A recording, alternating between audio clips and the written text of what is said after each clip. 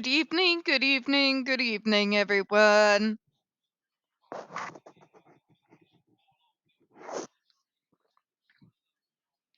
Welcome to another episode of Spilling Tea. I'm your host, Tiffany Daniels.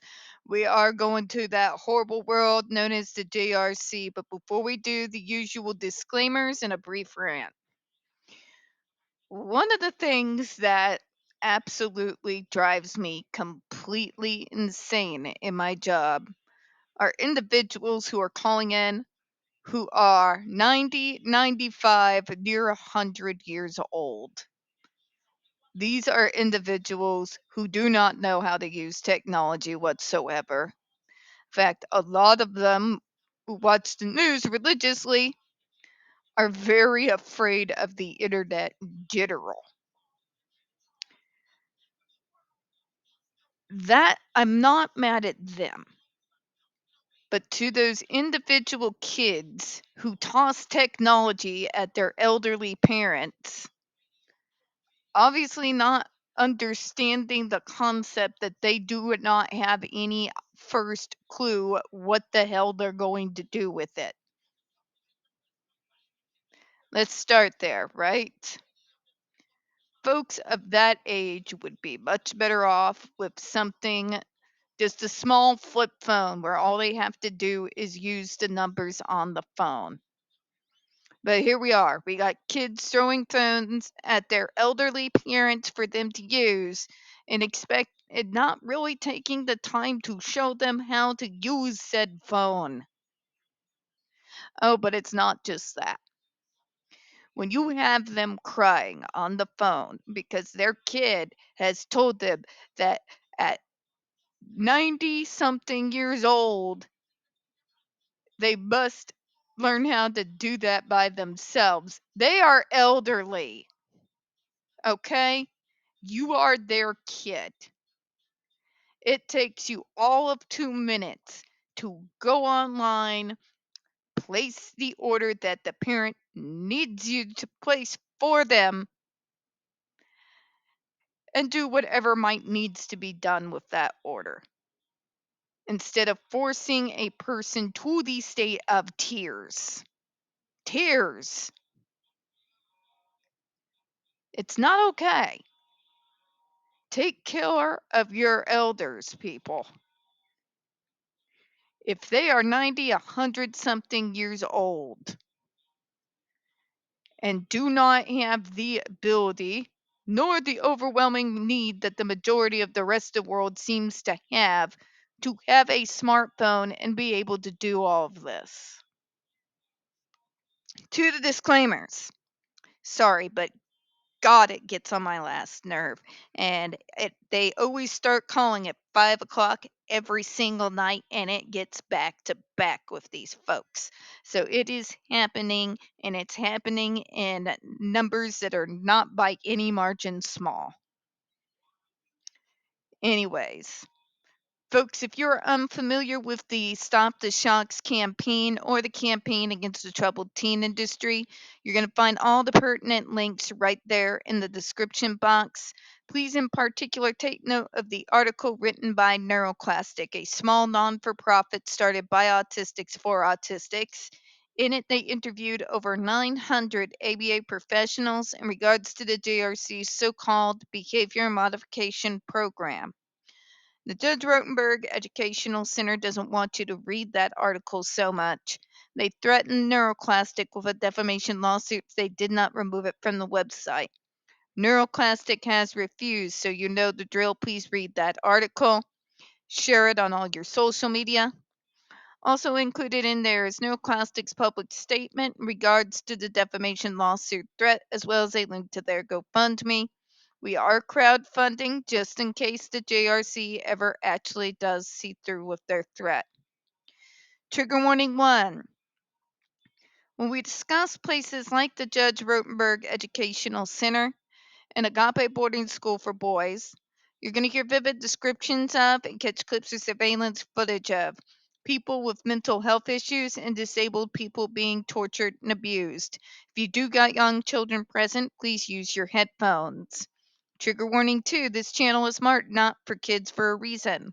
We use profanity on occasion and speak on dark subjects.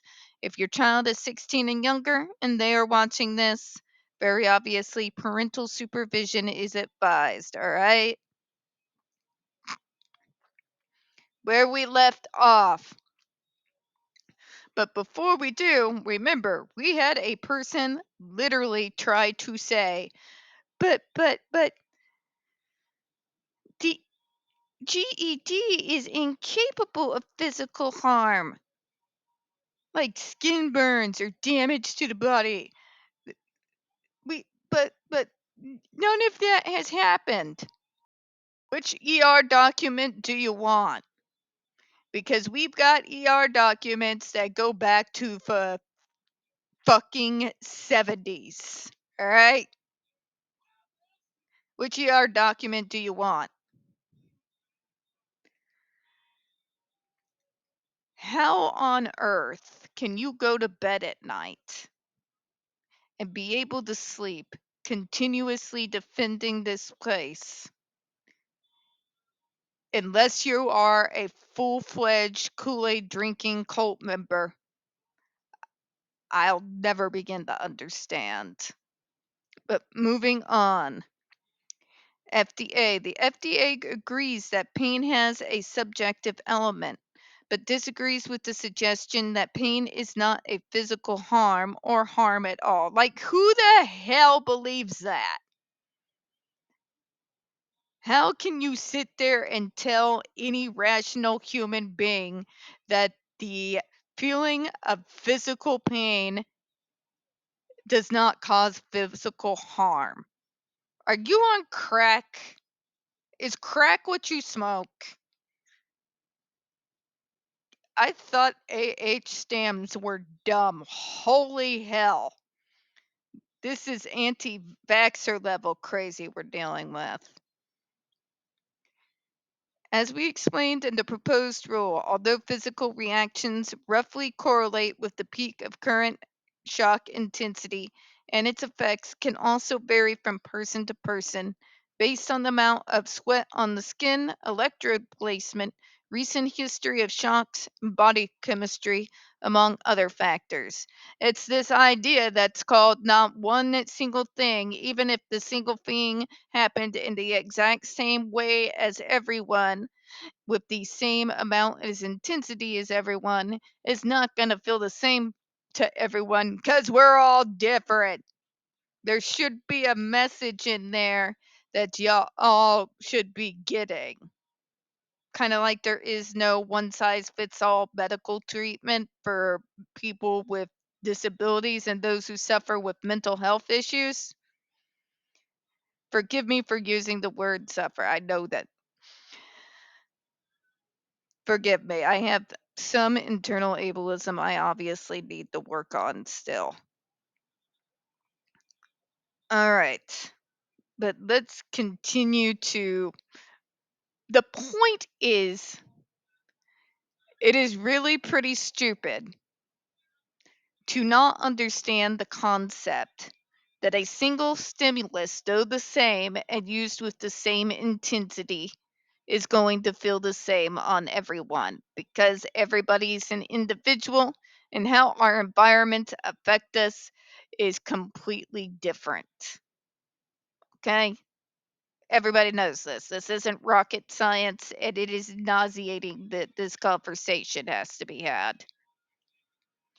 As such, the intensity and subjective experience will vary, including the degree to which the shock poses a risk of harm to the individual. For this reason, as discussed here in response 18, the subjectivity of pain and variability of shock intensity elevates the FDA concern regarding the risk of pain and other harms in that they make it difficult to impact the particular shock will have on a particular individual at a particular time. And I want to run this back to the inherent ableism that runs throughout the majority of the medical model. And it all comes from this old myth. The idea that because we autistics do not respond to painful stimuli in the same way that the neurotypical does, And because it does not manifest in body language or otherwise in a way that most neurotypicals are trained since birth to understand, the idea somehow became that we either can't feel pain or have higher pain tolerance than the rest of the world. It's complete and utter bullshit, folks. You have some individuals, like myself in particular, that actually have an extremely low threshold for enduring and being able to deal with pain. I would argue that mine would be the polar opposite. I actually feel that pain more intensely than the neurotypical sitting next to me being inflicted with the same amount of pain at the same time. The intensity due to sensory issues. All right. To sit there and try to argue, but it doesn't hurt them as much as it hurts you because they're autistic and they don't feel pain. Should never be a medical frame or mindset that anybody with any form of logic or reasoning should ever use. It's nonsense. All right. We're going to go ahead and close out on that, all right? Because it just irritates me. We don't get very many views on this channel. The few that we do get do tend to get removed from time to time. If you could, folks, please don't forget to hit the like button, hit subscribe, and don't forget to utilize those comments. I appreciate your time tonight. As always, folks, we here at Smelling Tea hope you have a good one. I'll see you next time.